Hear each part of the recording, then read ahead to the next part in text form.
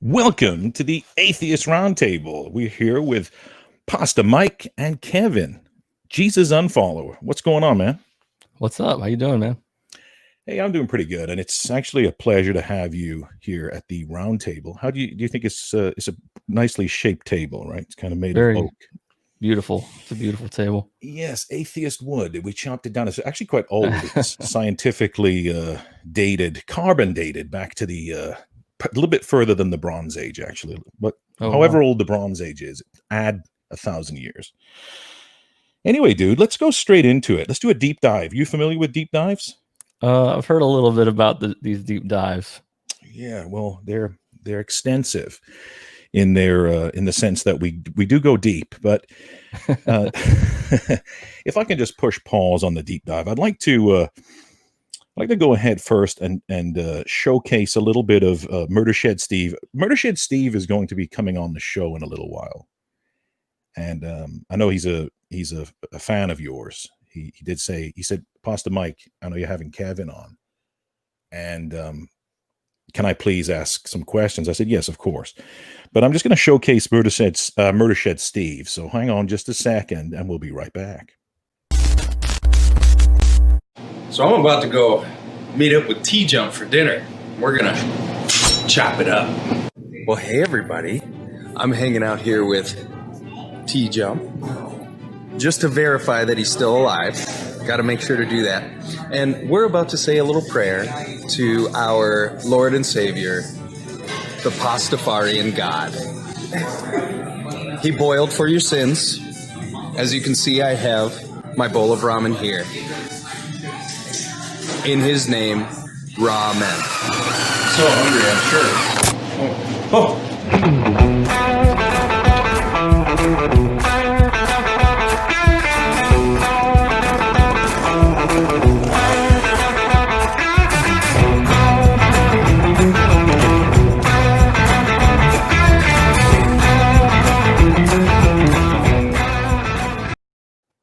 Yes, so that's Murder Shed Steve. And by the way, guys, in a little while, don't forget to drop your questions in for Kevin. We're going to be coming back up from the deep dive for some air at some point.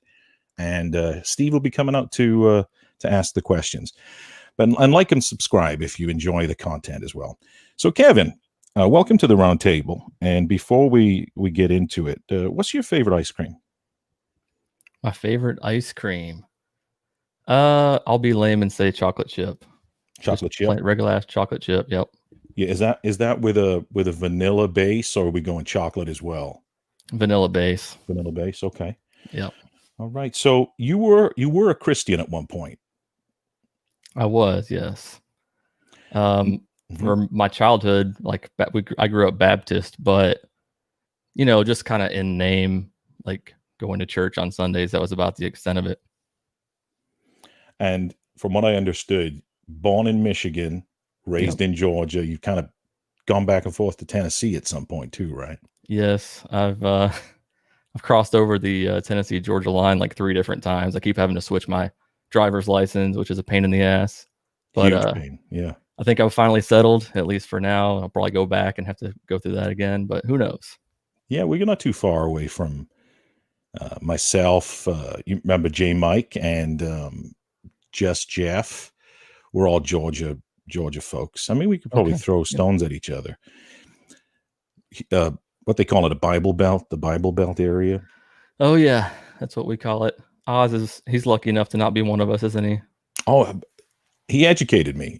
I've been pretty ignorant to this whole Southern religious thing because I've been in Georgia now about 10 years and I was raised in Europe, but according to Oz, it's pretty biblical up there in Indiana where he's at. So growing up as a Christian boy, tell me what's going on. Are you going to these churches where they do these pantomimes? I heard about the little plays they do. Tell me about that. Yes. Well, in high school, I started going to a Pentecostal church, and they put on a production, a play, drama, whatever you want to call it, called Heaven's Gates and Hell's Flames. Oh, I don't know if anybody's ever heard of it, but it's batshit crazy and basically fear tactics to scare people into salvation. oh wow. How much They would do like little skits. You know, it would be like high school teens drinking and driving and then having an accident and them waking up dead or whatever at the gates of heaven and trying to see if they can get in or not. So either their name is in the Lamb's Book of Life and they can get into heaven, or they're screwed and the demons run up from off stage and grab them and pull them off the stage. And it's like, like Satan laughing and like fire and pyrotechnics and shit. So it's pretty nuts. What are the age groups here? What are we talking? I think the church would say like, don't let, be cautious. Maybe don't bring your kids, but people still brought their kids to come watch this thing. Some of the skits would involve like mothers and daughters and, fathers and sons, where the fathers were leading their kids astray and they ended up not being saved and going to hell. And it was just crazy. A lot of fear tactics. I feel like there's a whole show like that can be done on that. We could talk about this for a whole hour. So you're telling me there's a play that churches do. Is it a specific denomination that does this, or is this across the board? I don't think it's a specific denomination. I think it's actually like this group like tours the country / world doing these plays. And I think probably it's mostly Pentecostal churches and types like that who let them come in, or like evangelical type. I'm not sure if more of the conservative churches, would put this on, but definitely Pentecostal churches, which is what I was attending at the time. And that's really where I gave my life to Jesus too. It was part of, because growing up Baptist, and we just went to church and just sort of went through the motions. And it wasn't until high school that I really started living for Jesus. And that play scared the hell out of me and made me think that I need to change my life. And so that's kind of where it all started for me. Well, judging by your name, it sounds like you took it back. So congratulations. Yes, I took it back. Yes, sir. I get some flack from the Christian community for my name. Obviously you still believe you have Jesus in your name. Oh, yeah. That gives it away, doesn't it? Yeah. Except for the second word part. I guess you didn't see that. Yeah, you stopped at Jesus. Exactly. So you're currently Tennessee, right? Currently in Tennessee, just barely across the border, Chattanooga. Beautiful state, though. I do like Tennessee. I have a friend that I visit there. He trains dogs for the police. Great state, and it's not too far. It's about a 5-hour drive for me where I'm going. Now, let's delve into your social media platform. Love the look. I think you've got a very polished vehicle, and you obviously use a nice wax on that vehicle. So I came across you on TikTok, and then I immediately went and checked out your YouTube channel. Yeah. I'm really surprised that you don't have the following that you should have, in my opinion. So folks, go like and subscribe to Kevin's channel if you can. Show me some love. Yeah, absolutely. And we're going to be dropping the links and stuff here shortly. But cool. Tell me what motivated you to get into the podcasting and the activism that you are currently pushing forward now. Okay. Yeah, I became an atheist in 2010, 2009, somewhere in there.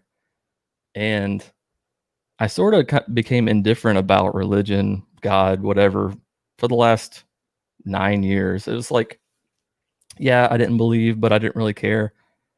And then last year, I started dating a girl who was Seventh-day Adventist. And I went to church with her several times, just against my better judgment, I guess. But I was like, it's not that big a deal. I'll go to church with her, whatever. And we had a good relationship, but we ended up breaking up due to our differences in religion. And so that sort of refueled the fire for me to be like, you know, screw religion, man, because it messes up good things. And so I was like, it started on Instagram for me. I was like, I'm going to create an Instagram account and start making religious memes and stuff like that. Then it sort of snowballed into like finding community over there that I didn't really expect, like other people who were kind of going through the same things, or, you know, creating content over there, like ex-Christians and stuff. And I was like, damn, this is really turning into something. And then I started my podcast in February, end of February, beginning of March. And I haven't really done much with YouTube until the last month or so. And that's, I've started doing more videos and stuff. I got a better camera and a little, you know, some lighting and stuff. But that fire really ignited for me. And I was like, I know that there are people out there who are in the same situation that I was years ago, kind of leaving religion and feeling alone in a place where most of the people around you are Christians, and, you know, they're posting stuff, Jesus stuff on Facebook every single day or whatever. And you have to see all that. And if you say anything about it, or if you post any, you know, atheist content or anti-religious memes, and they take it personally. So I was like, I know there's got to be more people who feel that same way. Like, you have to repress this, your atheism, and not be outspoken about it. And so, and the more content I create, the more people I find who say, you know, thanks, I really like this content, or I've been looking for a community, so this is awesome. And it just sort of snowballs, you know. Yeah, what I really like about it is the way you push out your content. It's almost indicative of how a theist would be preaching in a way. You're advocating for atheism very nonchalantly, like atheism should be normalized. You're pushing atheism like so that it should be destigmatized in the communities just as much as Christianity or Islam and everything else. I really like that approach. That's what caught my eye. And it's funny. It's funny how so many people stick their nose up at that. Like, who's this guy? Who's this guy talking about atheism with a Jesus on his hat? You know, Yeah, it stands out in the area where you're located. But definitely. kudos to you for doing that. What's in the future for you? What do you see for your current platform? What are you hoping for? I want to put out a bunch of more content on YouTube and just reach more people who are in that spot, who are in that, where they're kind of questioning things, even, you know, that crowd who are maybe still Christians or have just left the church or are on the brink of leaving their faith, and they're not sure what's next for them, or they don't have many people who are like them. That's what I want to get involved in, is just making more content that'll reach people like that. Absolutely. That's awesome. Awesome, Kevin. So let's spin the clock back to 2010. It's 2010, right? Why is that a special year? What's pivotal of 2010? I used to go for walks around work at my job on break to try to be less fat. And there was a guy out there. That's 2020 for me. Hold on, man. Yeah, I'm still struggling, you know. Right. But there was a guy out there who always smoked on his break. And so I would be walking around the building, and I would walk, and he'd be smoking, and we'd stop and talk sometimes. And one day, I don't know how, we got to the point of talking about religion, and I had already kind of stopped going to church because our church sort of had a split, and then they moved locations. And so I was sort of starting to question things a little bit, but he asked me if I believed in God, and I said, yeah. And he asked me why. And then we just kind of talked about it. And he said that he used to be a preacher, and like at a pretty young age. And then he was wanting to go to college, and his whole church was talking about, you know, don't go to college, the liberal professors, and they're going to, you know, it's the devil's playground, basically, college. You know, they're going to try to educate you. And so he, against their judgment, went to college and took some religions classes and learned about, you know, the older religions, the origin of a lot of other religions, and how some of those had a very similar story to the birth of Jesus. And he started questioning more things. and he said he realized that where you're born in the world or what your parents believe is a huge reason of why, you know, people believe. It's like region based or what their parents believe. And it's like a light bulb just went off for me right then. I was like, holy shit, that's it. Yeah. If I were born somewhere else, or if my parents were a different religion, I would be too. And so it just sort of, that was like a huge crack in the foundation of my belief. And from there, I just sort of started falling away from the faith. And I was like, I really don't have any good reason to believe this. I started examining, and I was like, I think it was all just kind of emotion and indoctrination and wasn't ever really real. Hey, shout out to the Zen groundskeeper. Who was this guy? No, he worked in the office, but he just took smoke breaks out there, some outside sometimes.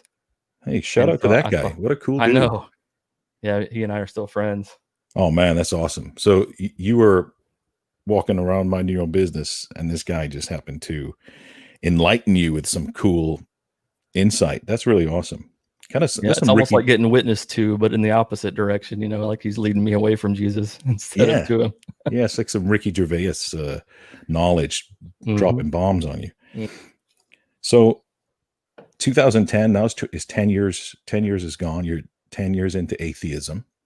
I think you get like an award from the do I get a plaque? You get like a watch or something at some point. Sweet.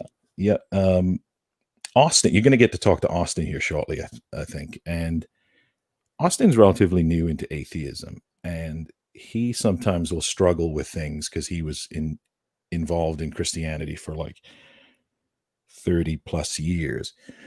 And he'll sometimes still struggle with that mindset because indoctrination is such a strong hold on oneself. So do you ever struggle with things like the mindset? Does that ever creep back into your way of thinking or anything? Or yeah, even still, you know, I'm an atheist and I don't believe in God and I don't really have a reason, but sometimes I can't lie, that thought will creep back in. Like, you know, what if they're right? What if there really is a God? What if I've just been led astray? And so all those fears that you're taught as a child or as a teen, they stick in your mind, and it's hard for them to go away, I guess, sometimes. But for the most part, no. But every now and then I'll have that thought, like, I guess it's possible. I could be wrong. They could be right about all this, but I don't think so. Your parents, are they religious folks? Or my mom is. My dad believes in God too. He doesn't ever go to church or anything. But my mom, yeah, she's a fundamentalist. And I never told them until last year when I went through that breakup. You know, they were baffled. Why? Why did you guys break up? Because we seemed so good together. And then I was like, maybe it's time. It's been 9 years. Maybe it's time I tell them that I don't believe in God now. And so I told them that I didn't believe in God. I didn't use the word atheist because if you do, I think they, you know, burn you at the stake. But I think kittens die. I think I don't know the number of kittens die. They do. Yeah, it's a whole thing. Yeah. So I didn't use that word, but I think I just said I don't believe anymore. And my mom was sad, and she still probably prays for my salvation, I'm sure. But my dad, he is religious, but he, you know, it's not like he's not like a every church or every Sunday church person or reading the Bible and stuff. He just definitely is patriotic, and he believes that we're a Christian nation and all that good stuff. So sure. So he's like an average Joe then, in other words. He makes up the majority. Then your mom would be like a couple of steps into the more fundamentalist. Is that what you're leaning toward? Okay. Yes. So going forward now, Kevin, if you could come on to the show again, because we're going to have you back. We're going to get some guests, right? We're going to have some people on the show in a different position than us, right? There will be some folks that have different beliefs or hold cherished beliefs in other deities. Maybe somebody that's a Hindu or somebody that believes Allah to be God, even though it means the same thing as the Christian God. Hmm. How would you talk with them as an atheist? How would you have a conversation with them?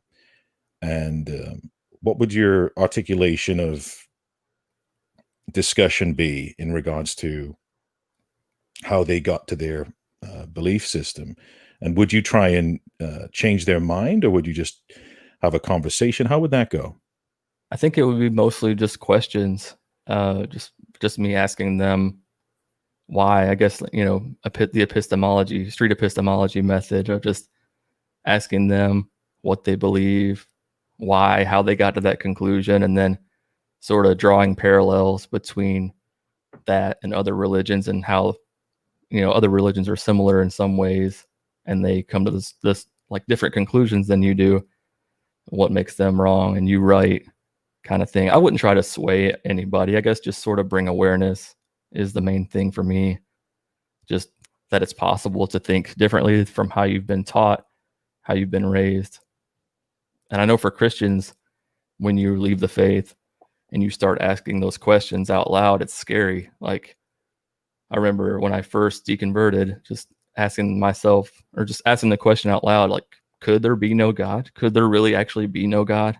And saying those words out loud was scary as hell to me, because I had been so entrenched in Christianity for a decade, and it's just really scary. But I think the main thing is when you're having conversations with people who are of a different faith than you, or no faith, or whatever, is just ask questions and try to be respectable. I know some of the shit that I do on TikTok is, prodding a little bit. Those are just TikToks. What do you want me to do? But when you're having conversations with people, I think it's best to try to be respectful and just ask them why. Sure. Ask them how they got there. And if you bump into some folks that are still deeply rooted in their faith, but may have like inquisitive thoughts or some questions that they may ask you privately, or may reach out to you in your private message and reach out to you in confidence, what would you tell them? Like, if I'm reaching out, I'm a Christian and I'm questioning my faith, what would you tell me? I would tell you that questions are good. Questions are what we need, because too many people just want answers instead of asking questions. And I think questions are the better thing. You don't, people want to just, I think that's why so many people do believe in God, in my opinion. It's God of the gaps kind of thing, where we don't have an answer to every question. And so they just, want to fill that with God. And it's okay to say, I don't know. I think that's one of my favorite things. I think Eric Murphy says that all the time, but it's like, it's okay to say, I don't know, to not have all the answers. That's okay. So just keep asking yourself questions, ask the people around you questions. If it's safe, if they're not kids who live with parents who would disown them if they don't believe the same way they do, so you always have to be careful about that kind of stuff. But just ask questions to yourself and the people around you. Yeah, and then lastly, because I want to make sure that Mr. Murder Shed Steve gets an opportunity, and I know we have. Somebody was telling me earlier we have Just Jeff backstage eating atheist lasagna in the agnostic green room for ex-Catholics. But Oz is going to come in and chat with you as well. But I also wanted to hear about a story I heard about you, where a friend of yours, when you were growing up, when you were young, kind of questioned the Noah's Ark story, which to me is very believable. I find that story to be quite word Absolutely. for word. Absolutely. If there's one story in the whole Bible that's absolutely true, it's that one. Yeah. Jeff, Just Jeff. I don't know if you're familiar with Jeff, the atheist weasel-faced troll. I am, yes. Yeah, he actually swears by that story. It's what got him into Christianity to begin with. Yeah. But I heard a story about you where that's one of the stories that kind of got you thinking.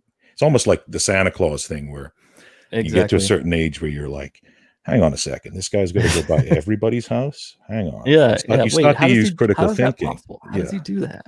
Yeah. And then somebody taps you on the shoulder and says, no, God, this is God. God, you don't use logic with God. God. Yeah. Santa, it's all magic. Yeah. Of course he can get around the planet in one night.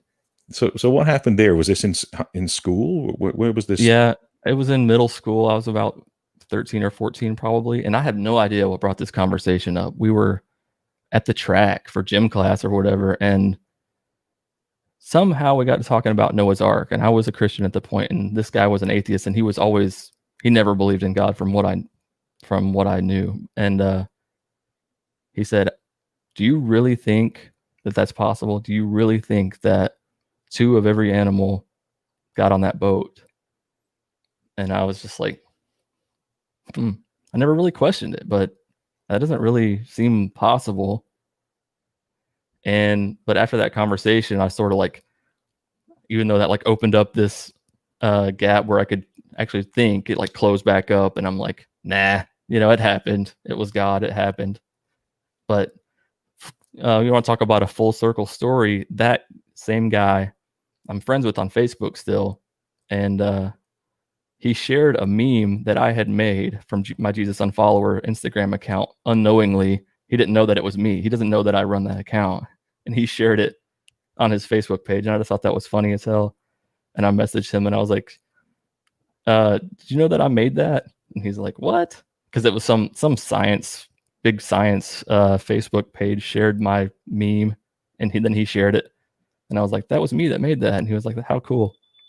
And I just thought that was funny because he was an atheist back then, and I was a Christian, and now I'm doing this atheist activism, if you want to call it that, or podcasts and all this stuff. I just thought that was funny. That's awesome. That actually is pretty cool, and it's perfect time to segue into the swing back around actually to the cool branding that you have. And I mentioned earlier when I first came across your page and your YouTube channel, I love the way you set everything up. I love your name, the stylistic way you got the Jesus and the Unfollower and the colors and stuff. When I came up with the Atheist Roundtable and TART, the acronym or whatever, it's like my baby, right? That's like my little thing.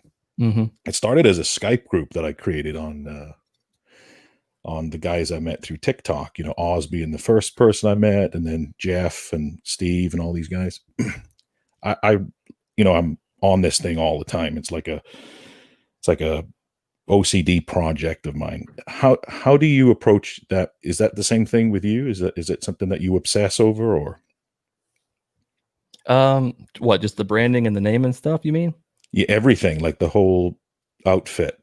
Yeah, pretty much. I mean, I lost my full-time job back right before the pandemic, and I went for a couple of interviews, and then all of a sudden the pandemic hit and nobody was hiring. And I was like, I'm going to dive completely into this thing.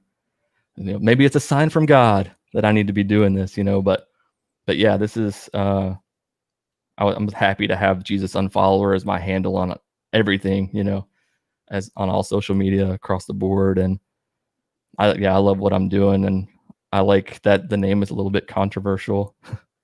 Doesn't bother me, even though people say that I still acknowledge Jesus in the name. I don't really care. Gotcha. With I went on TikTok as Mike's Ministry at first, where I was doing like satirical. I was like a satirical pastor, obviously, and then I just switched it to pasta. Pasta like the flying spaghetti monster. Mm-hmm. As a play on words, but same thing. I think that the whole gimmick that you got going on, I think, is great, and kudos, man. I've enjoyed having a chat with you, and I think we got more things to discuss. I'm going to bring in Just Jeff. I'm just checking. I'm talking to my my stage runner here. Let me see if he's in my ear. Just Jeff, are you back there? He's getting his hair and makeup done. Let me just make sure. Hold on one second. So, Kevin, what I'm going to do is I'm going to bring up Just Jeff. We're going to talk about some of the website stuff here for a moment. We're going to do a quick interlude, Then we're going to bring in Austin, and Austin's going to chat with you for a little bit. That's Oz. He goes by Oz on the street. He's one of those guys that was a Christian as well. So you and him can have a lot of good conversation. And then Murder Shed Steve is in the back as well. Oh shit. Yeah, but he scares me a little bit. I'm going to be serious. I'm going to be honest. He kind of scares me at times. He is a scary guy. I'm not going to BS you. But let me bring in Just Jeff here for a second.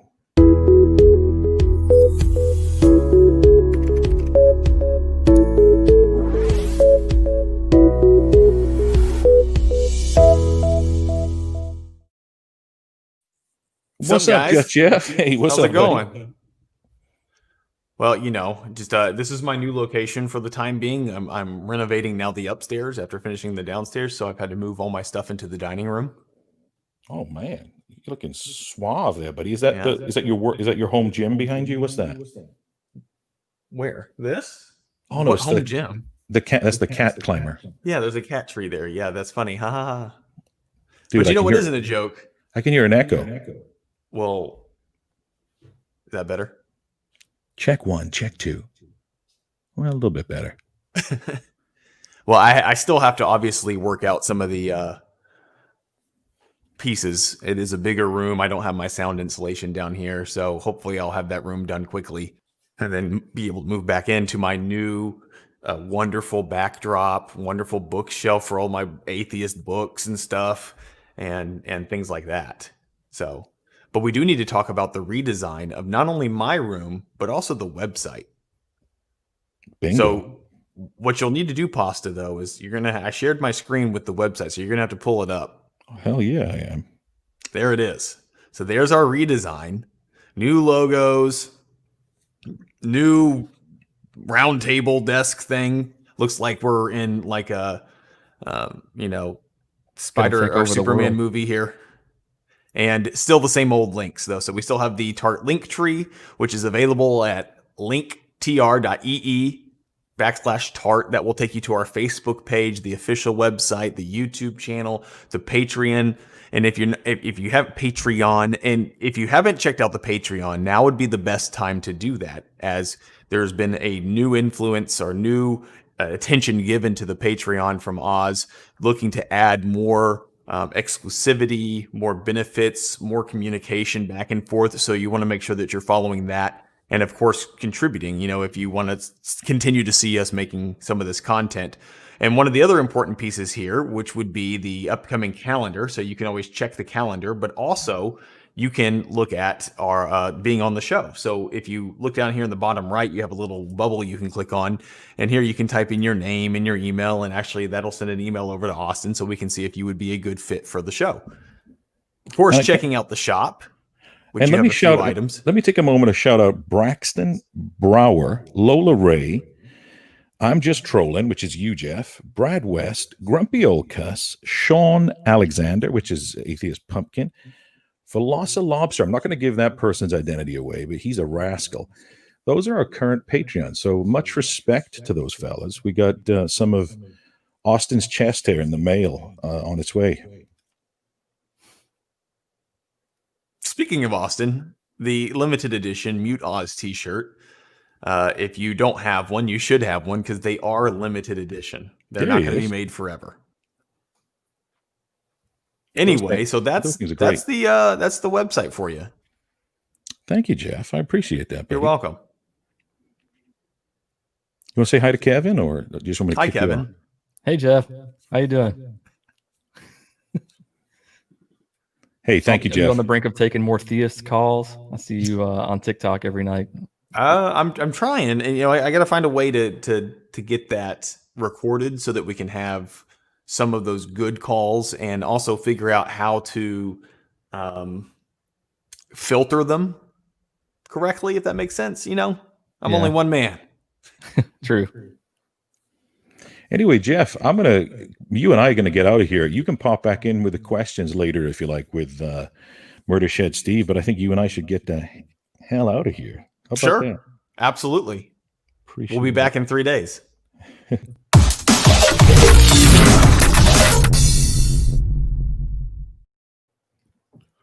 All right, so we've discussed my chest hair and muting me. So we're off to a great start, Kevin. Priorities.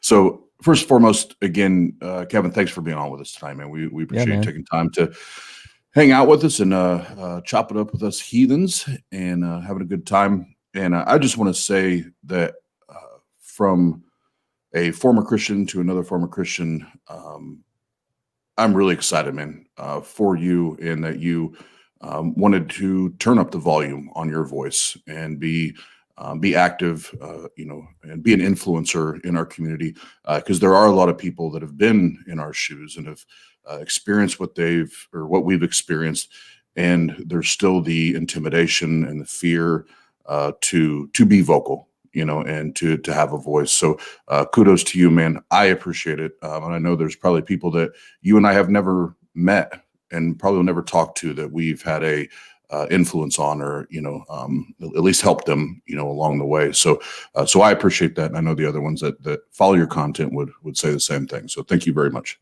Appreciate that, man. And thanks for having me on. Not a problem. Not a problem. So let's dig into a little bit of the background. And one of the things that listening in stood out to me is you brought up Heaven's Gates, Hell's Flames, and there was another one, and it's I love that you actually brought that up, because on our drive home, my now wife and I on the way home were discussing some of those things. And another one that I experienced was called I think it was called Hell Stop. And what it was is it was a Christian's version of a haunted house, and they would reenact car accidents, debacled surgeries, things like that, where your loved ones or friends would die. And what they would do is then put it in front of you. Okay, if this were to happen to you today or tomorrow, do you know Jesus? Would you go to heaven, or would you go to hell? So I think back to those things, and they're very similar, and I remember what those things did to me, and how now at 39 years old, how I feel about it looking back. When you look back at those experiences now, as an adult and a grown man, and you can think for yourself and make your own decisions, how do you feel about those things now? That they're very manipulative. And that really, things like that shouldn't be shown to kids or teens, anybody who's not an adult, really. It's just awful. I've never heard of that one that you're talking about. That sounds like it might be even worse. Yeah. And I would probably agree, because I do know the Heaven's Gates, Hell's Flames. I know that format. I probably saw that skit or drama, whatever they wanted to call it, probably 100 times growing up. Yeah. And the Hell Stop model, there's different names for it, but the Hell Stop model is definitely more fear driven, much more. Not saying that Hell's Gate wasn't, but when you're literally putting kids in a quote unquote haunted house around Halloween time and reenacting car accidents where there's like teenagers that are like soaked in blood from a drunk driving accident or whatever, that's not normal. No, that's not how you convince somebody. That's how you scare somebody into doing something, right? Yes, absolutely. And the people who put those things on are probably the same people who are anti regular haunted houses and think that they are bad, but they'll put something like that on, no problem. Just throw kids into a haunted house of hell. Yeah, sure. Because it's slap a Christ label on there and we're good to go. Yeah, which now where I'm at, I would much rather if I had to, I'd much rather have my kids walk through a regular haunted house than to ever go through one of those things where it's like, if you die, like we're going to depict, if you die, you're going to go to hell. I would do that. And I don't know about you, but my parents, they wouldn't allow me to go to a haunted house. There was no discussion. But those things, we could attend those things. Yeah, it's under the guise of church and under the guise of salvation. Like, this is going to help you. Here, go into this haunted house for your soul's benefit. Yeah. No, man. That's 100%. I'd never heard of that one before, but now I know what I have to look up on YouTube next. Yeah, I'm sure there's plenty of videos out there. The other thing, Kevin, that I'd like to talk about is the you mentioned you had gotten a relationship was you were dating, and that ended. You know that relationship ended, and it was with somebody that was a believer. Seventh Day. I think you Hmm. shared when that relationship ended, and you started to filter out of that and filter through those emotions and all of that. What were some of the things that you maybe had to come to terms with emotionally when you're leaving not just a relationship, but realizing that not only is this relationship not for me, but this God church thing isn't for me at the same time. Yeah, it was tough, man. I just had to really take a hard look in the mirror and think, I don't know if I can really be with a believer again, because of those differences, and because at some point it's always going to get to that point in a relationship if they are like a frequent church attender, or if you're looking to have kids down the road, you're going to have to make that decision about, do you raise them in church? Do you raise them, teach them how to think or what to think, kind of thing. And so yeah, after that breakup, before that breakup, I had never watched the ACA, anything atheist experience, never even heard of it.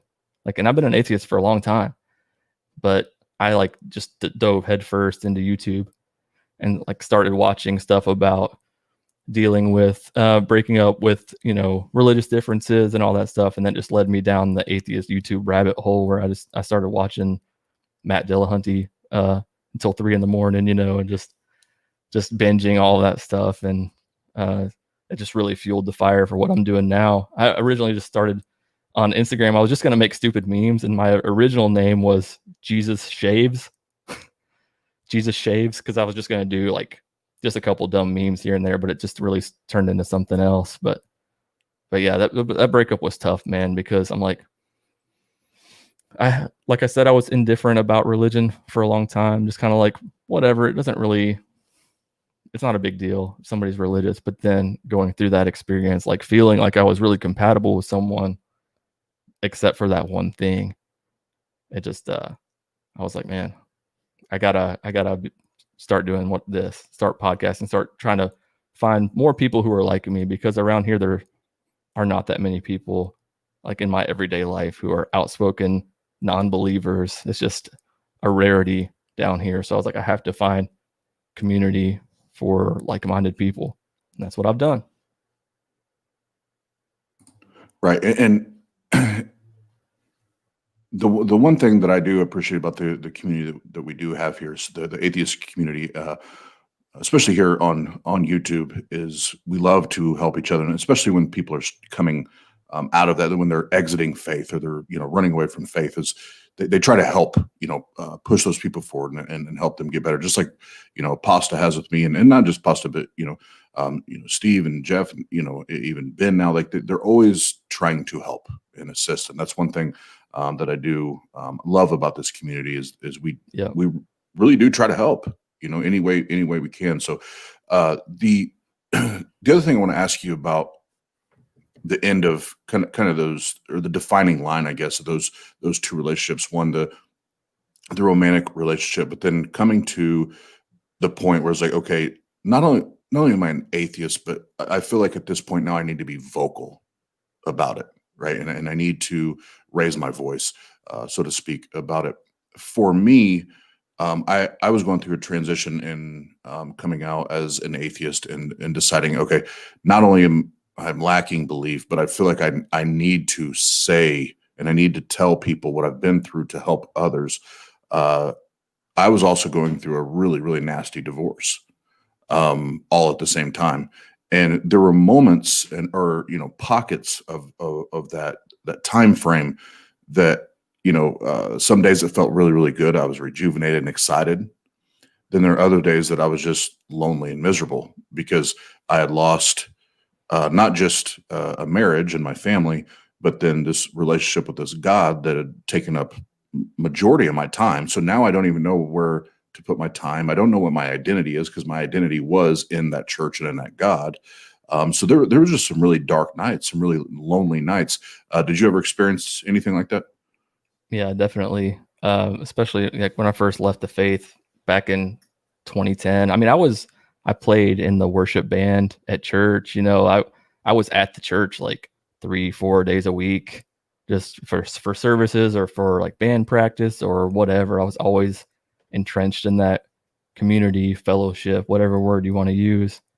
And then to go from that to like just kind of cut off from all of it, it was tough. And I was married at the time too. And then we got divorced a few years later, but actually me leaving the faith didn't really affect our marriage all that much, because I guess she was still a believer, but neither one of us were going to church anymore and stuff. But yeah, it's just kind of been a roller coaster, man. Like, because I was like so involved in the church and then nothing, and then kind of really didn't have too many opinions on religion until last year. Boom, all of a sudden last year I find myself in this Seventh-day Adventist church for several Saturdays. Sorry, not Sundays. Not Sundays, Saturdays. And Get it right, Kevin. Yeah, the Sabbath. Sorry.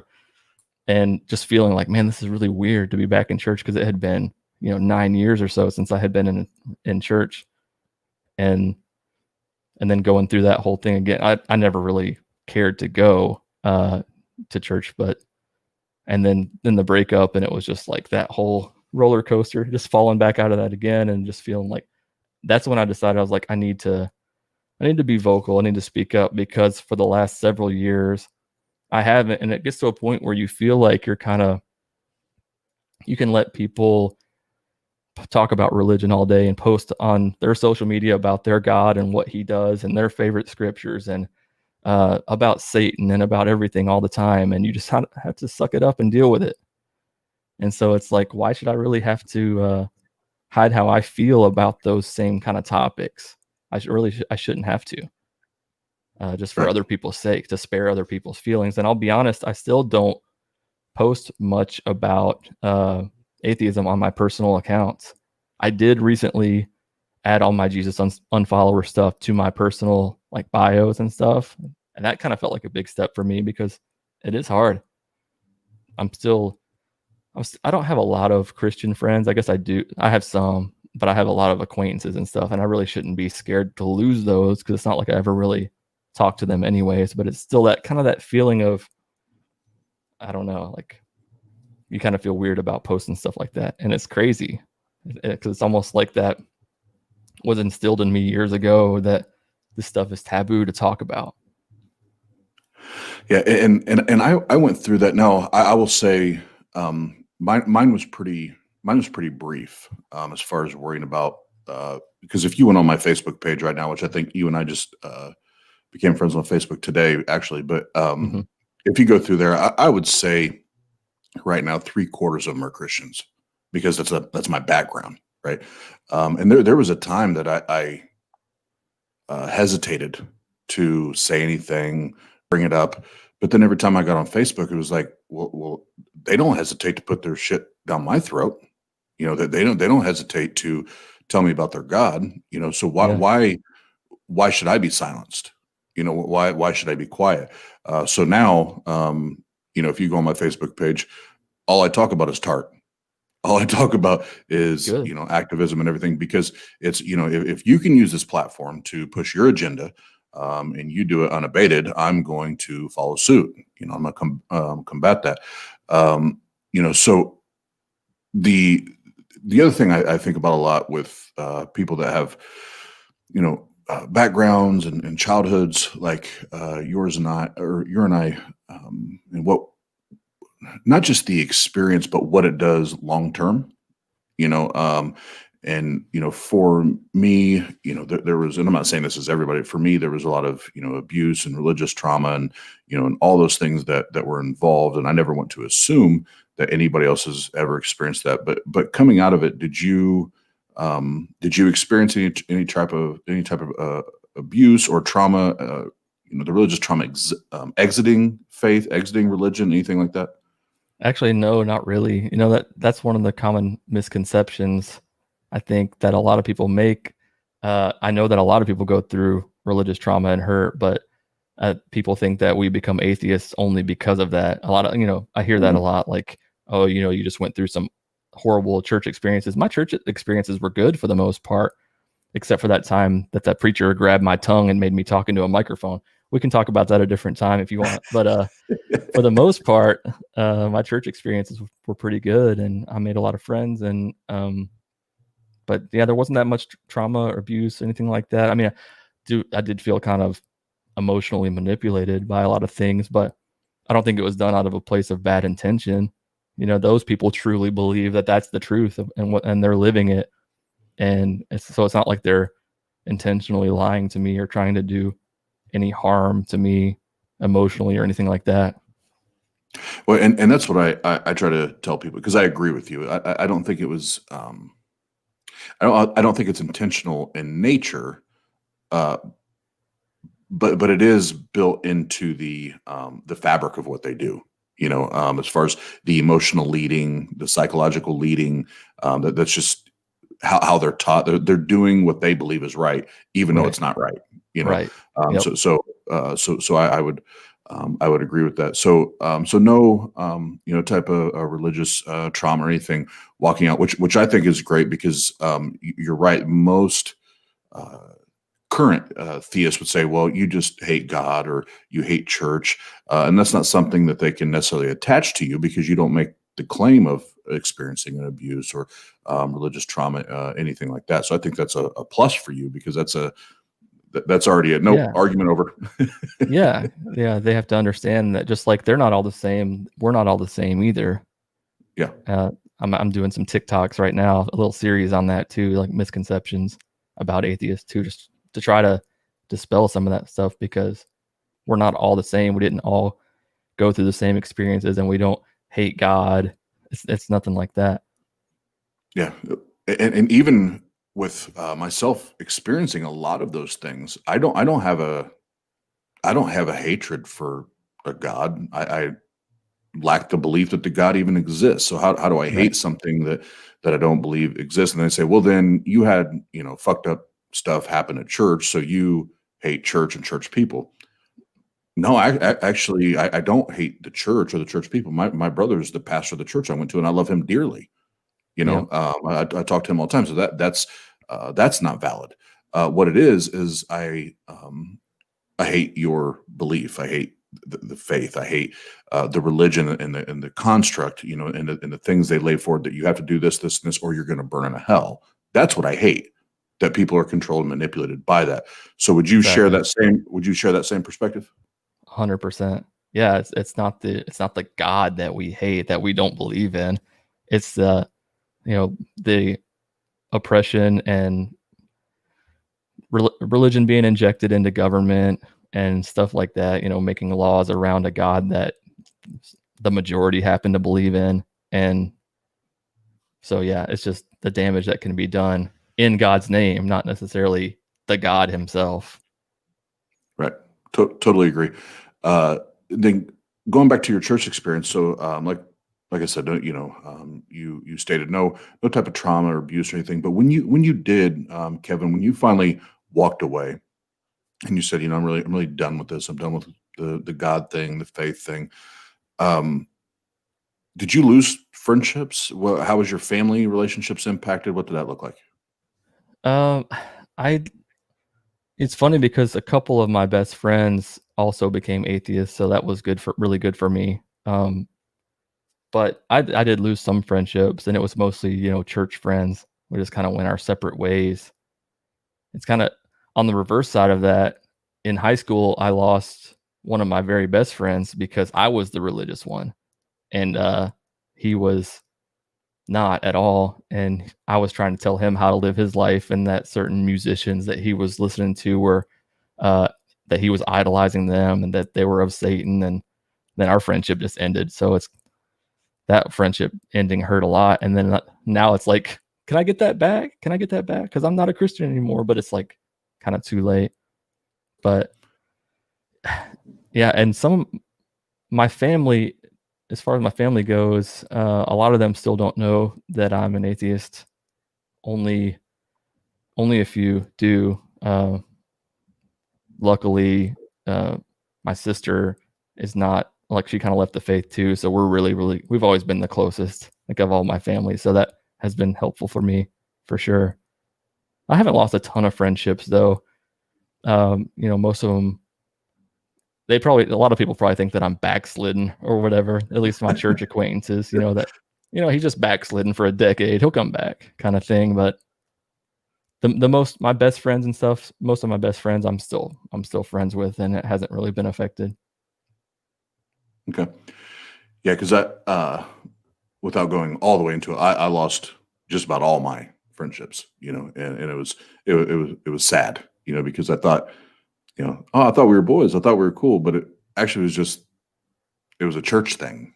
Yeah. Like it wasn't a relationship. It was just a church and a God thing. So, and I know, I know several people that have been fortunate like you to not lose a bunch of relationships, but I also know quite a few that got kind of left, high and dry, where it was like, well, I thought we were cool regardless of whether I, believe in your God or not. So, kudos to your friends that didn't use that as an excuse just to, alienate or, ostracize, because that's usually what happens. What is one thing that you would maybe, some advice, or this will be my last question. What's one, maybe two things that you would tell somebody that's trying to exit religion, exit faith, just little pieces of advice? What could they do? What questions could they ask? What's a good formula, or, I don't know if there's a good formula, but what's a suggested formula to try to do that with, in the most healthy way possible? I think the first thing is just ask yourself why you believe what you do, where that belief came from, and if you would have that same belief if it wasn't indoctrinated to you, if it wasn't told to you by your parents or by the people around you. Like, really think about it, and not just, kind of think about it. Like, really examine that and see why you believe. And second thing I would say is there's a big community on social media of people who are in that kind of same boat, where they're either like they'll call themselves like progressive Christians because they land somewhere in the middle, and they're not really, it's like a transitive phase, I guess, for a lot of people, or that they just have left religion. I think it's important to find other people who are similar, because you're probably not going to get that if you've been going to church all your life or whatever. You're probably not going to have a lot of those people immediately around you. So the internet's a great thing. Social media is a great thing for that reason, that you can just start to look around and know that you're not alone in those thoughts and those questions. Right. And I know we've put a couple links in there, and really quick, Kevin, before we intro the murderous one in here, start doing some Q&A. Where can they, anybody that's viewing, listening right now, or later on, how do they find you on YouTube, the TikToks, the Facebooks, the Instagrams, the Tweeters? How do they find you? YouTube.com/JesusUnfollower, or @JesusUnfollower on everything. Instagram, TikTok, Twitter, everywhere. It's @JesusUnfollower. Facebook too. Or you can go to my website, JesusUnfollower.com. It's got everything there. Links to the podcast too. In addition to YouTube, I do the audio podcast too. So if you just like want to subscribe to that, that's cool. So that's it, man. JesusUnfollower.com. You can find everything there. Awesome. So if you're listening, watching right now, or in the future, go check our boy out. Make sure you subscribe, like everything. If you don't, it's your loss, not ours. But go check him out. But now we want to bring on the murderous one. Where is Steven?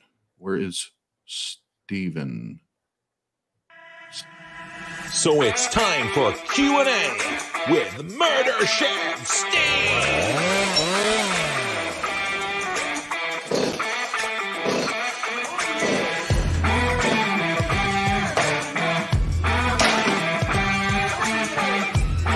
Oh, shit.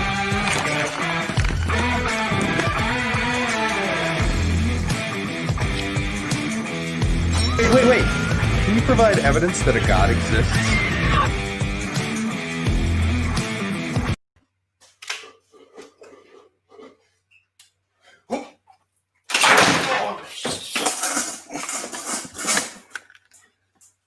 Oh. Well, how's it going, everybody? Hey, Oz, where's Oz at? Where's that Oz guy? Oh, hey, there he is. Hey, how's it going, Oz?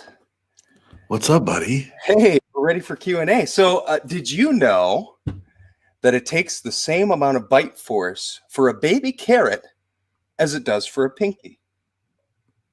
I knew that only because last night you challenged me to try to find that out, and I did so. Yes, the pinky bite off. Yep, I won't tell you who's pinky. But I found out. I can't remember who won that one either. That doesn't matter. That's beside the point. It's irrelevant. We both had delicious pinkies. How's it going, Kevin? Or should I call you Jesus Unfollower as I know you? Whatever you want to call me, man. I'm cool with that. Whatever I want to call you. I didn't realize that little video intro of you right there. I thought that the last part of it was still part of the video when it cut to you live. That was pretty funny, dude. No, that changes every time depending on the situation in the murder shed. So in any case, we've got some questions for you if you want to answer them. Cool, man. Yeah. I got one. Actually, I think this I'm one DTF. is DDA. Down to answer questions. So I've got one from Sean, and it's actually more for Oz, I think. But which half of Oz is Christian? The upper half or the lower half? Upper. No, I beg to differ, Oz. Come on now, be honest. You're live on air. Where did this guy come from? Are you trying to tell me that you don't have big old Christian? You're gonna lie live on air, Oz. He's an atheist in the streets and a Christian in the sheets. Fundamentalist. Hold on. Pound Town. I just came on a weekend from Pound Town. So You got Kenny Copeland draws on down there, man. Where's Mrs. Oz? She'll tell you. Oh, And Benny Hinn's on. You got them Benny Hinn's on, son. Oh, and it's all it takes. And everybody goes down like bowling pin. What happened to this guy? Jeff just screwed. His hair broke the internet. Oh, man. Oh, there he is. So I've got another question here, and it pertains a little bit more to Pasta Mike. And I'm glad that you're here, Pasta Mike. I'm sure you're not going to disappear in a second. Jaws Balls is wondering where and how Pasta Mike got his name, or conceptualize it, because he's trying to be fancy. He already answered that. Oh, well, I had a whole joke, so yeah, I go back into it. Does he want me to go back into it? So pasta, which is a delicious food group, by the way, carbohydrate rich, depending on whether you go with the long grain or the short grain, the white or the brown. Anyway, so pasta is a word play. It's a play on words, because pasta and then pasta. And my name is Mike, oddly enough. So am I really a pasta or am I a pasta? A pasta. Yes. Mm-hmm. And this is Pasta Mike from Mike's Ministries. And then you go like this, and then you go, oh, he's that, and that's not my that's not me there. So. So we do have some actual real questions. Anyway, go ahead. Yeah, our actual guests. So we digress. Yeah, you know what? It's my fault, and I'll take the blame for that. Don't kill us. And if anybody has a fucking problem with it, then you can come stop by the murder shed and see how it goes. Don't kill us though. But seriously, don't kill us though. Fair enough. So Kevin, Nate G would like to know who has been the most influential person that you've watched, listened, read information from. I had to butcher something, so. Man, it's tough. Honestly, I would say probably Matt Dillahunty. Like I said back in October, I really man, I just binged the crap out of Atheist Experience, and I was like trying to figure out how. I mean, he's smart as hell, obviously, as you guys know, but just like how to have conversations with these people, how to have conversations with theists. What if they ask me questions that I might not know how to answer, like that's what I just binged the crap out of it. And I'm trying to read more atheist books now. Like I just haven't really cared over the last decade until the end of last year, and so I'm reading Misquoting Jesus, Bart Ehrman now, just trying to read a little more on the Bible history and how the New Testament came to be and crap like that. But Crap like that. a lot, shit like that. But a lot of the ACA stuff, man, really. Yeah, you're an atheist now, son. You can say whatever the fuck you want. That's right. By God. Yeah, shit like that. Kevin, one good one I'll give you, and anybody else that is listening that consider themselves to be readers and want to dig into a book. But Seth Andrews' Deconversion is still one of my favorites. I think I've read it 3 times now. That one's fucking awesome if you're going through a deconversion process or already have. Got it. We can rush out to the stores and get that, guys. Seth Andrews, I think you get it from Amazon, right? Yep. Yeah. And Nate's a great guy, by the way. Check him out on TikTok if you're on TikTok for the couple of months that we'll have it left. I got another question from Samuel Doolittle. Sorry, Samuel. Mm-hmm. Yeah, Sir, I almost got my little toe chopped off for that one. Did you explore other religions when you began to leave Christianity? And do you have any supernatural beliefs at all? Interesting. Okay. Actually, no. I mean, I really didn't explore any other religions. I just thought, I just kind of became skeptical about everything. Like, there's really no reason, just like they would have no reason to, try to find God in Christianity. I didn't feel like the need to go explore other religions and try to, see if I agree with what they believe or what they say. So yeah, not really. And as far as supernatural, no, I just don't have any reason to. If for some reason there's some evidence or, I mean, I'm kind of just skeptical now. I guess that's a buzzword, but I believe in aliens. I mean, I think aliens probably exist. That's about the closest thing. I don't have any reason to believe in ghosts or gods or. Well, those are anything like that. natural. Aliens are natural. Yeah. So I mean, nothing supernatural. But I have a really good analogy to this. Go on, Jeff. To this effect. If you go to a magic show and you watch them cut somebody in half, right? Yeah. And you believe the entire time that they're actually physically cutting this person in half and putting it back together. And then you see how it's done. You see where they have, the other person's legs, and you see how she scrunches up in the front of the box. And you're like, well, I don't believe in this anymore. And then you go to another theater where they're doing another magic trick. And in this magic trick, they're making somebody disappear from a cage. You're already in on the trick. You know that it's now magic. It's not like you can leave Christianity one magic trick for another magic trick. Like the Band-Aid's been ripped off. It no longer works. You know how it works. You've seen the inner workings of religion. So when you see the same exact excuses and explanations from another religion, you've already been there. You've seen it. So it doesn't work. I don't know if you guys are South Park fans at all, but I am a huge fan of cock magic. Yes. Yeah. That's a great. Yeah. It's a great. Cock magic is great. Yeah. I love cock magic. I also want to shout out the person who's impersonating J Mike in the chat. Whoever's got the fake J Mike account. Hey Jeff, turn the echo off. By the way, they do love street epistemology. Oh, let me turn off the button that makes the echo. Yeah. So the fake J Mike loves street epistemology. That's awesome. Anyway. Well, he's impersonating him very well then. I've got another question for Kevin. What would you suggest is best for posting on Facebook to show your doubts when you have mostly religious Facebook friends? I've been getting unfriended by some, but I don't even care. It's a good question, Catherine. Like I said before, I've been sort of hesitant. I haven't really posted a lot of atheist content. She's been posting some memes. I've shared a couple of memes and stuff, and it's funny because I actually got unfriended by a couple of people too. Just they can share like washed in the blood of Jesus and everything all day long, but I'm like, question your religion, and they're like, oh, unfriend this motherfucker. It just doesn't make any sense. But I'm like, Absolutely.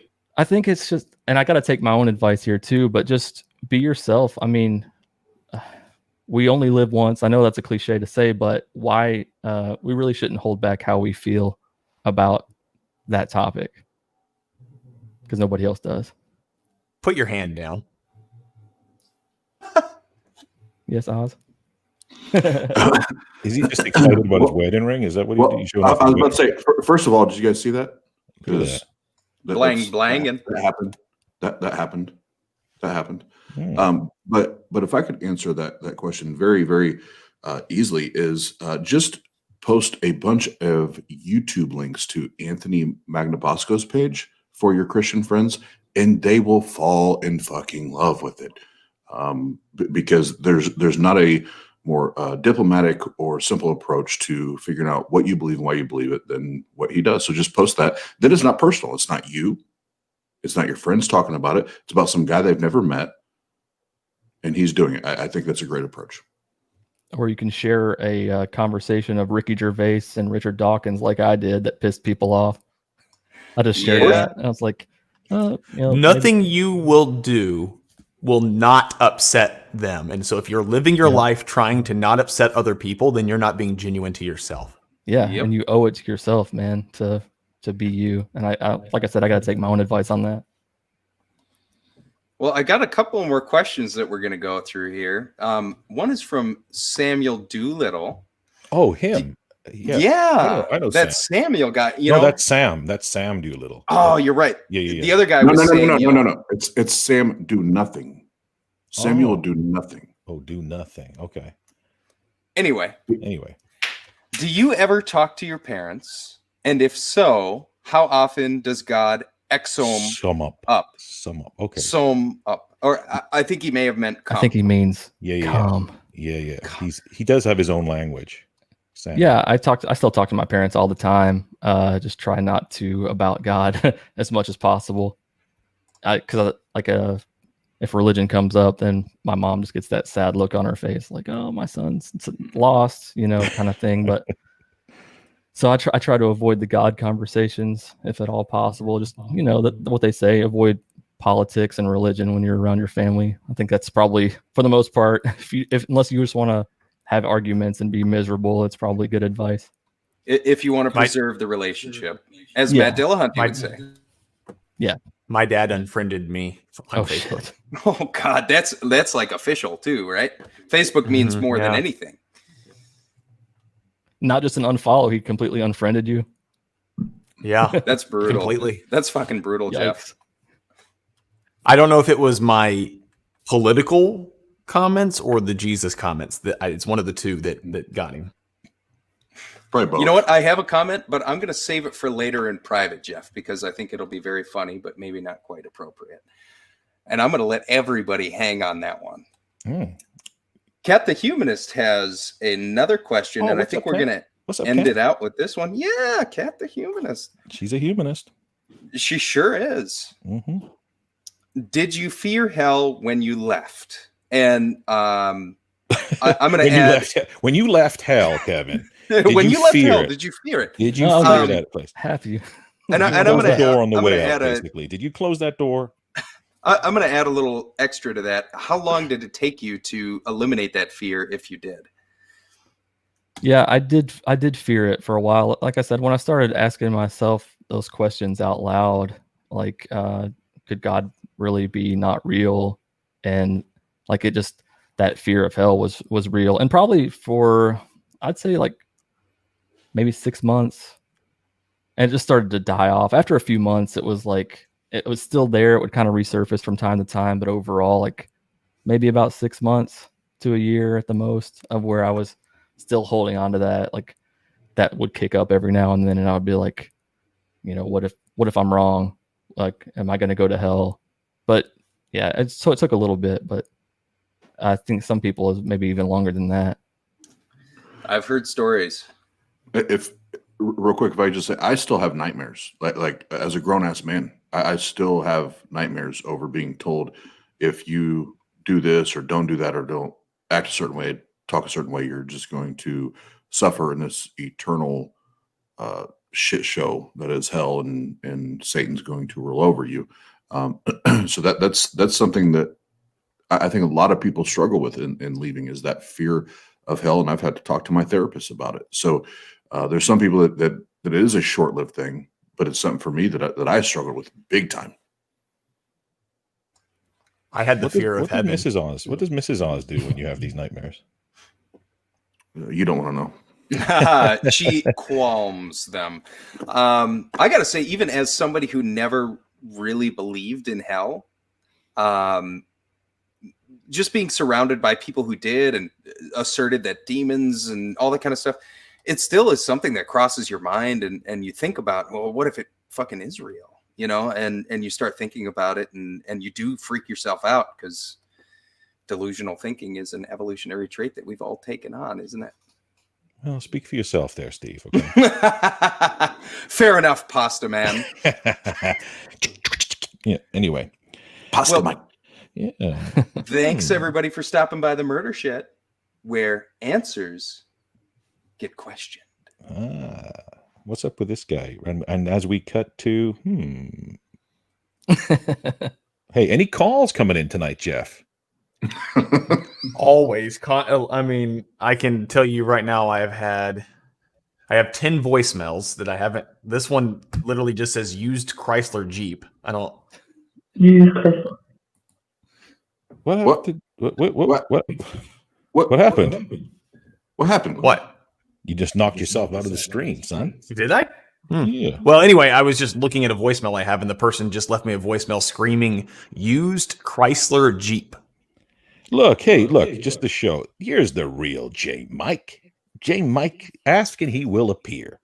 Hey, J. Mike, somebody is impersonating you in the chat. Anyway. And there's no way to verify if they're as handsome as you are. No, exactly.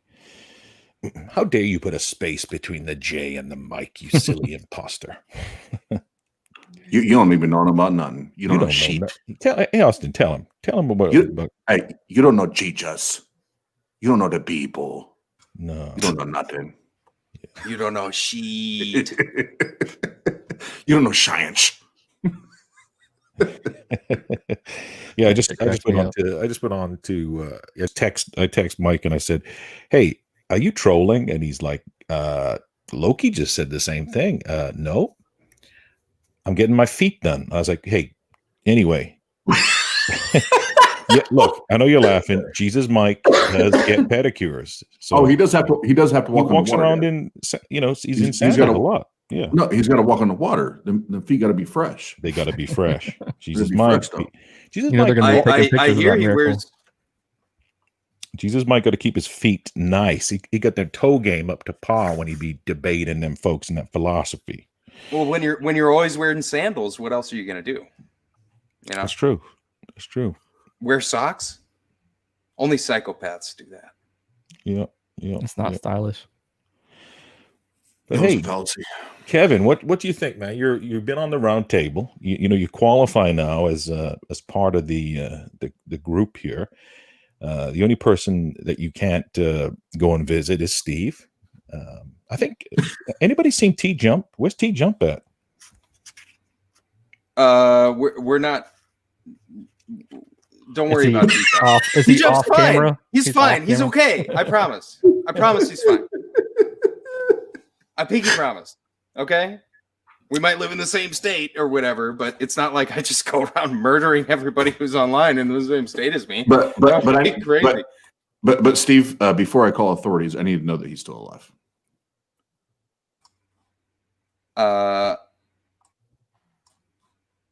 Thanks for stopping by the Murder Shed. Well, What a So somebody great way somebody to call the authorities. yeah. What a great way to end the show. Well, Just Jeff, what do you got going on, Well, Just Jeff? hold on. I can get T Jump. Okay. You guys want to see T Jump real quick? Yeah. Go get Hold on. Get ready to laugh, everybody. Hold on. Hey guys, I'm T Jump. I'm totally okay. See? Ah! See, he's super happy. Oh, so that's how we got the resurrection story in the Bible. Was that exact reenactment right there? Well, we don't have T Jump's The body. shed was empty. Exactly. So, you know, it means he And that's resurrected. proof. Exactly. So if Evidence. the real J Mike is watching, the fake J Mike gave us a thumbs down, buddy. So Yeah. talk to your So he put a space between J and Mike, but not between thumbs and down. I see. yeah. See, Talk to your apostles. yeah. A big shout out to Ben G too, our homie, Ben G, the Bruce Lee of SE. But hey, just want to thank Mr. Kevin, Jesus Unfollower, for coming on the show. Anything you got coming up you'd like to plug, Kevin, in the near future? Well, I do YouTube videos that come out every Tuesday, and tomorrow's is some misconceptions about atheists. So yeah, make sure you subscribe to my YouTube. I would much appreciate it. That's the main thing I want to plug. Awesome. Absolutely, guys. Go and jump on over to Jesus Unfollower on the YouTube. Just hit that like and subscribe. Hit the bell if you want to get notified. Just Jeff, let's have a little chat with you. You go live on TikTok on a regular basis. You do these hour-long lives. Ungodly amounts of people get in there. I've seen as many as like 70, 80 people in your live at one time. You're taking calls. I've heard some really interesting calls on your live streams. If you follow Just Jeff, which he goes by Atheist Troll on TikTok, he has some really cool live streams, which none of us do. The rest of us suck at lives on TikTok. Jesus Mike does some pretty good lives on TikTok as well. But Jeff does a call in. He's brave enough to give his phone number out. So do you want to talk about that, Jeff? Yeah, I gave out my phone number. It's Why does he keep disappearing? You know, I've looked up that phone number. Why does Jeff what's keep, going try on? and get it- What'd you why break? does why does Jeff keep disappearing? That's my phone number. 678-506-5108. You can call or text. I may not respond. Oz, are you taking Jeff out of the stream? What's going on? Nope. Look at that face, Jeff. Look at Oz's face up there. It might be because I'm since I'm in my secondary streaming location, I am on Wi-Fi, which is not as good as being wired, and so it's possible that I just have too much stuff going on. No, it's objectively Jesus. Jesus is doing it. It's J Space Mike. Okay. And Murder Shed Steve, Jesus. let's talk real about how you do these cool videos on Grinder. Let's talk about that. How can people reach you there? Let's talk about that. Let's go. Yes. So normally it's like a helicopter type situation, Mm-hmm. but it's more like the back propeller, Got it. Mm-hmm. the little one, you know? What's that thing And, with like the squirrel, the flying squirrel with the little wing, the fleshy wings? Oh, well, That's a you can only secret. catch that from behind. Oh, goodness me. You get out of here, you rascal. Anyway, on that note, Austin, take us away, man. What's going on? All right. So before we do sign off, the guys, the other guys are appearing on other shows, and I'm getting Ben's lined up. But right here in front of me right now, I have Murder Shed Steve will be on the Empathetic Atheist show on October 1st. And then we have Just Jeff appearing on the same show on the 3rd, so a couple days later. And then we have, let's see, Just Jeff on Neil's show, Neil the 604 Atheist on the 5th. And then we'll have Objectively Dan back with us on the 11th. And then Ben G will be on with Neil the 604 Atheist on the 17th. And then the 18th, October 18th, we will have Ethan from YFNA and Jenna Belk on to discuss mental health and go through that. And then on 10-4, kind of rewind it a little bit, Pasta, the Pasta Man, Pasta Mike will be the host and the director for that show. We're going to have 2 current Christian pastors and to former Christian leaders on, and we're going to listen to them discuss mental health and how full-time ministry impacts mental health on the people involved. So that's going to be a great show, a great dialogue, and I'm really looking forward to that one. And Pasta is amazing at coordinating and kind of leading those type of conversations. So I think this would be one of our best episodes that we've put together so far, and that's my humble opinion. So. Cool beans. Yeah, that's a really great topic. Mental health in the ministry. I mean, it's something that I think is overlooked quite a bit. Oh, it is. Absolutely. And don't forget about Ben GSE, because he's going to be out there. I did chat with him the other day. He's gotten himself some mics to be attached to him, and he's going to be going out to actually do some street epistemology, and he's going to be going to his local community and hopefully getting me some footage so I can make some videos for him. Sweet. That's cool. Do you know what the kingdom of God is? What is Jeff talking about? I received a handwritten letter from a Jehovah's Witness over the weekend. Say what you will, but these guys are dedicated. That's how they show they care. Yeah. Speaking of which, one of the guys in the Discord server is a former Jehovah's Witness. And he said that if they come up to your door and you never want to see them again, tell them you're an apostate. If you tell them that, they are instructed to ignore you as hard as possible and leave immediately. That's so funny. I was just watching a Telltale video a little bit ago, and he sells those signs that says apostate on it. And he said that he was going to put them on his door. Same thing. He said that they'll go away if you do that. Yep. That's the magic words. Cool. Well, on that note, Austin, I'm going to pass this hot mic. I got a hot mic. Catch it, buddy. Catch it. Catch it in your mouth, Austin. Go ahead. Deep dive it. There you go. No, we're not doing that. We're not going to catch it in your mouth. It's just not Pornhub. How many times I can tell you that? You're not gonna do the mouth catch, or no? No. Okay. Well, it's funny how when the live on air sign comes on, you change your attitude. Okay. Well, that's fine. But anyway, take it to the bridge, bro. To the bridge. Thank you.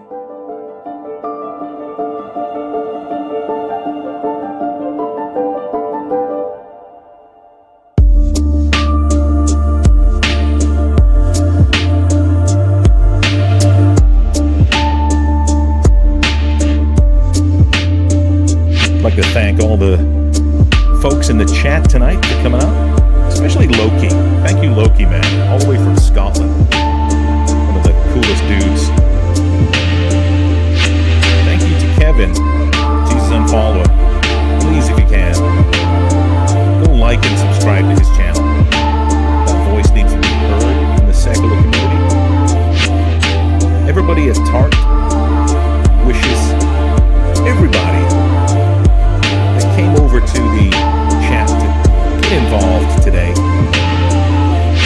a wonderful and blessed evening. And by blessed, I mean it in the most secular form I can.